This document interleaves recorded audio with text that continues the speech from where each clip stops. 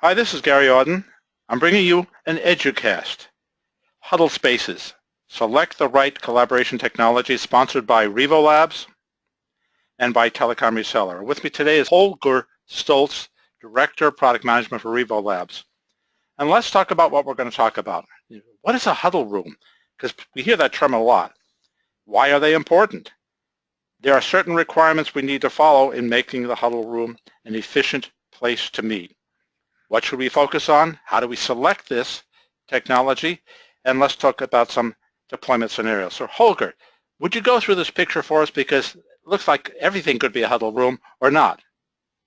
No, actually, I think the idea here is really to go in and say, in a corporation, you of course have a lot of different requirements, but the huddle room is just one of these rooms which you find in a corporation, and a solution which might fit your boardroom might not fit your huddle room. A solution which fits an auditorium or a large multi-purpose room might not fit a huddle room. So what we just want to make sure is to understand that by having all of these different rooms, you will find different requirements from one room to the other. Do you find that huddle rooms are more like temporary situations rather than permanent conference rooms? Oh no, huddle rooms are permanent rooms. They are being set up permanently now, but a huddle room, and I know we'll go into that a little bit more, a huddle room, because of its size, because of its requirements for ease of use, because of the way it is being used, simply has some requirements which are different than the requirements for a large room. And vice versa, a large room or a boardroom has requirements and the budgets for that room which go way beyond what anybody wants to spend on the 50 or 100 huddle rooms they have in their office. Well, let's define the huddle room for a moment, and then why is it so important to us? So huddle room is, reality is, it's just a small meeting room. Typically 3 to 6 people will fit into that room, and it is or is not equipped with teleconferencing and collaboration technologies. The real reason why it is so important to all of us in the industry these days is we are changing the work environment in companies. We are getting to the open work floor where you have 50, 100 people sitting there, not even cubicle walls around them anymore. You need to give them a chance to actually collaborate together in a more private setting where they don't disturb all of the other people sitting around. You need to give them some way of communicating with people who are no longer in the same office but working from home or working from another office. And the idea in the past has been, oh yeah, we put these 3 or 4 meeting rooms in and that should be enough. But because of the open work environment, that is no longer sufficient. So corporations and companies are actually going ahead and building out not single digits, but tens and hundreds and up to thousands of huddle rooms in their environment. So several of the analysts actually see the market size for huddle rooms in the 20 to 50 million rooms being built out as we speak, and that is compared to only 10 million meeting rooms. That means that there's going to be a lot of competition, a lot of different choices you can make to create a huddle room. Is that correct? That's correct. There's a lot of different technology. A lot of people are jumping into huddle space and call their products huddle room products these days. And absolutely, you have to make sure that the product you buy really does fit the huddle room. That's what we discussed before on the slide, which is different rooms have different requirements. Well, let's talk about the room. Is there a standard configuration for what you would call a huddle room? You will always find a table and a few chairs or a sofa in that room. That is really the only standard which you will find for a huddle room. Yes, in most of these rooms you will find a display on the wall so that you actually can share content and share your screen content on that display. But really the only requirement is there's place for people to sit down. Also, you will find a lot of these rooms these days are completely equipped with an UC endpoint, and I would call that about half of the rooms, where somebody decides, okay, I put the whole endpoint, the whole application in there, so there's a computer in the room, which actually runs that application. And the other half of the rooms is really expecting I'm bringing my laptop in, which runs the application. So these are the two different scenarios which we see there. Yeah, so that is either the equipment is in the room or you bring the equipment in. And if you bring the equipment in, these rooms need to have the connectivity to actually have video and audio on that laptop, which means they will provide video and audio equipment. We can talk about requirements, but according to the picture on the next page you have here, there's a collage of requirements, and not just one, but many. Can you speak to those, please? That's correct. It's and these requirements are really very different from where they come from. So you can start out with a room and say, because it is a small meeting room, which has typically only a side of 10 by 10, 10 by 12 feet, if I try to put 6 or 7 people into that room, there's a person which sits right on the wall where the display is, and he is trying to see what's on the display. So the first thing is your display needs to be able to have a good viewing angle from any side. But then if you're doing video conferencing in that room, the same thing. Your video conferencing needs to be wide angle to actually have that person in the image, otherwise it's not. You have limited table space. These are, for example, just room requirements. The users, you will have internal and external users which use such a room. They need to be able to just go in, plug whatever technology is in that room, and be able to work. It can't be that every meeting takes 10 minutes to start. That is actually a killer for the huddle room. Use cases, you always have to remember what are people really doing in the room. How are they using it? Is it just an in-house meeting? Is it an external meeting? Do they need a telephone? Do they need video camera? Are they using their cell phone and just need Bluetooth connectivity? One of the things which we find a lot of people are missing for the huddle room is, I said earlier, companies are not building out 1 or 2 of these. They're building out 50, 100, 1,000 of these rooms. It is the IT department which actually is being tasked to build out these rooms, put the technology into these rooms. For an IT department now, there's a very, very important question which comes afterwards of how am I going to manage these rooms over time?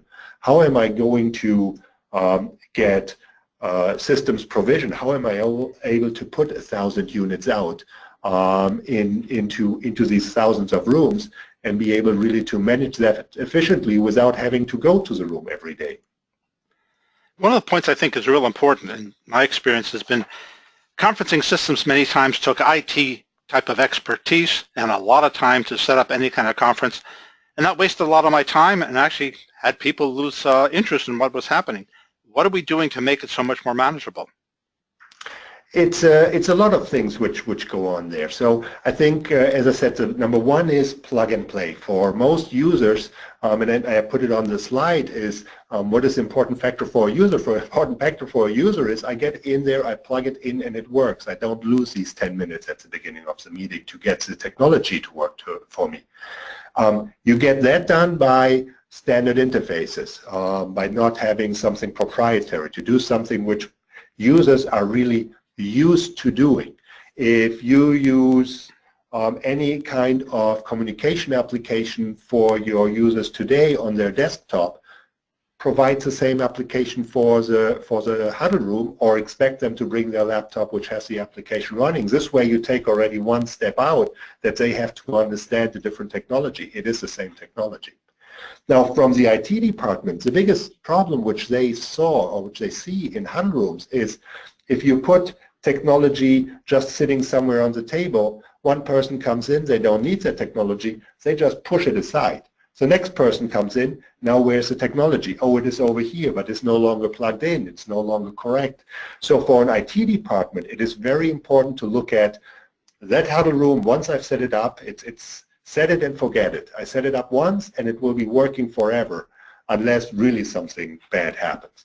If something bad happens in that room, some technology is no longer functional and really broken, I need to be able to get a proactive notification from such technology so that while I'm sitting in my office and managing 100 or 1,000 of these rooms, I get a proactive message from the rooms which are no longer working so that I can very specifically go to that room and fix that room. I cannot go randomly around and try to find is there a problem somewhere. Yeah, and really be able then to remotely also, if somebody calls me up and says, I have a problem in room 1, 2, 3, 4, 5, that I'm actually remotely able to go in, look at the technology which is in the room and hopefully fix it without having to get up and move over to that room, which might be miles or hundreds of miles or in a completely different continent from where I'm sitting. That leads into our next slide, which I think is very important. How do you select the right tools, and then how do you make those decisions that pick the right tools? It goes back to the question of all of the requirements which we had earlier. So I think when you look at the huddle room, you need to buy some technology that is specifically optimized for the huddle room because there are unique requirements. As I said, a small room, a wide-angle camera, audio that is actually perfect for that space, but you don't need audio which can pick up somebody who is 50 feet away from the screen. So really look for technology that is specifically designed for the huddle room. Look at what are your applications which you have. Is it only SIP telephony which I need in that room? Yes, then you're done with the phone. But if people expect unified communication and video conferencing to work in such a room, you need to look for the right technology. So ensure that whatever you get there actually supports your communication requirements and your communication channels. Cost point, that depends, of course, on where the company is and how much money they want to spend. An IT department has different requirements than if it is just me putting something in. If I build out a room and that's just the one room next door to where my office is, I might just say, hey, I buy the cheap camera, I buy the cheap audio device for that room. But if I'm in the IT department, I'm actually looking at other things, which actually gives me a different cost area in which I can work.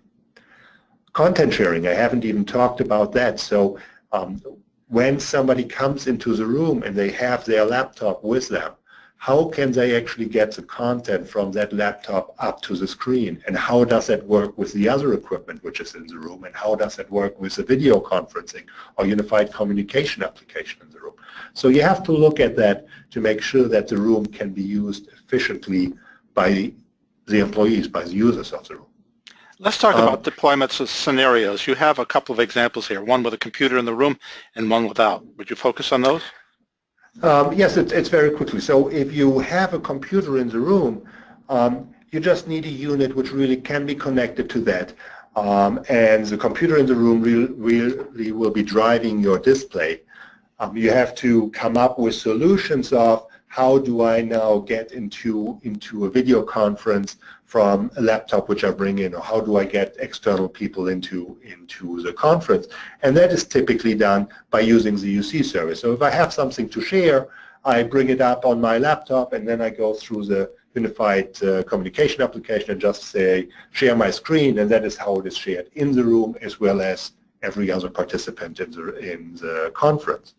If we look at the other scenario, when we actually look at there's no computer in the room. So now I'm actually the one who brings my laptop in. And this laptop now runs the application to communicate to people outside of the room and outside of the building. The idea now really becomes make it as simple as possible, hopefully just one connector to go back to whatever unit it is in the room which is providing your audio, your video, and at the same time provides the screen sharing within the room. And then I'm connected over a network, wired or wireless, into the UC service so that people offsite can also see it.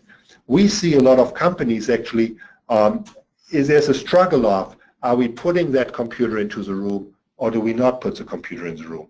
And you actually end up with situations where some rooms do have a computer and they have a room solution, and some rooms do not have the computer and they expect somebody to bring their laptop. Again, it's important to use the same application so that a user knows how to use it in either case. Revo Labs is a sponsor here. Where does Revo Labs fit into this environment? So Revo Labs has been known now for the last 12 years as an audio solution provider for communication in any kind of meeting environment, right? So the picture at the beginning of all of the different meeting rooms, we have a solution for all of them. Actually, I put in here audio and video solutions provider because we just announced at Enterprise Connect in March 2017 that we now also are providing video solutions with the CS700, our first product there. We are a US company headquartered in Sudbury, Massachusetts.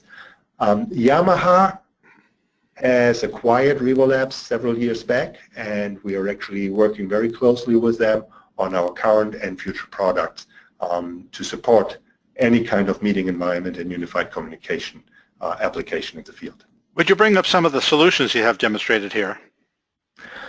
Yes, so we have several solutions, whether wired or wireless. Starting on the left with the wired solutions, the Yamaha CS700 is what I just mentioned, which is actually Bluetooth, USB, SIP interface at the same time, so it can be a conference phone and a video camera, an all-in-one solution which really is perfect for the huddle room, specifically designed for the huddle room.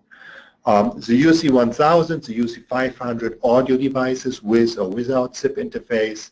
The Yamaha YVC300, also an audio device, what we call a carry-in device. So if you don't want to install technology in the room, but you need good audio in the room, the YVC300 is a perfect solution where somebody carries it into the room, plugs it in, uses it for the audio in the room for the meeting, and takes it out afterwards again. And then on the right side, with Revo Labs Flex 2, actually a wireless solution where speaker and microphone actually become completely wireless and therefore take any kind of wire off the table for your audio needs. Let's talk about buying considerations. Would you summarize those for us? It's a question really, what is a room? What's your room configuration? How big is your room? If you go into a large room, do not try to go in with one speaker and one microphone. Think about how many microphones you need, how you get really good coverage. Acoustically is always a challenge, specifically the companies which are in modern environments, in modern office buildings where they try to be a lot of glass, a lot of concrete, a lot of wood floors. This actually is pleasing to the eye, but it gives audio problems. So you have to look at that and think that through when you put your audio equipment in, how can I actually countermeasure against the echo-ness of the room. Audio performance, I think today full duplex should be absolutely what people are looking for. Just make sure that whatever solution you buy, if you just buy a microphone and a speaker, you need somewhere to get noise cancellation, echo cancellation, and all of these things. If you buy a complete system, make sure that our noise cancellation and echo cancellation are actually part of it. And then the interface. I think we are seeing more and more in the smaller rooms that USB becomes the interface of choice. But if you go into larger installed rooms, you will find audio line, audio in and out requirements as well. And then just make sure that it can interact with the applications which you're using and the technology which you're using. That the audio, the video, and the collaboration is really being supported by that product which you put in. There are several on the right side which we list, and it really shows you for different room types you will need and you will find different kind of solutions. I notice you have the word consultation on the bottom there, and I think it's important to understand you're available for consultation about this because most IT people are not sound or huddle room experts. And there's also a good article here, Why Sound Matters. And if you're interested in the products, contact Randy Lee, Director of Marketing at Revo Labs.